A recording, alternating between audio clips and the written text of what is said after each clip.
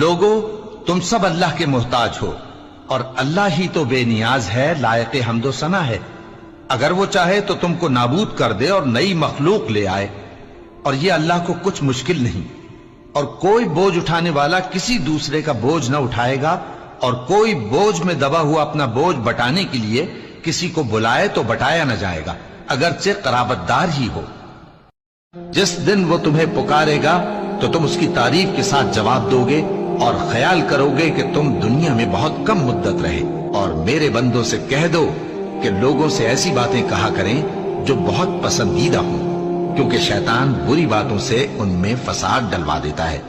کچھ شک نہیں کہ شیطان انسان کا کھلا دشمن ہے۔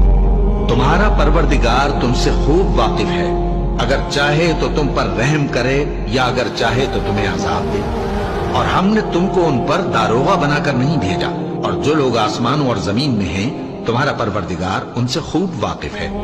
اور ہم نے بعض پیغمبروں کو بعض پر فضیلت بخشی اور داؤد کو زبور عنایت کی۔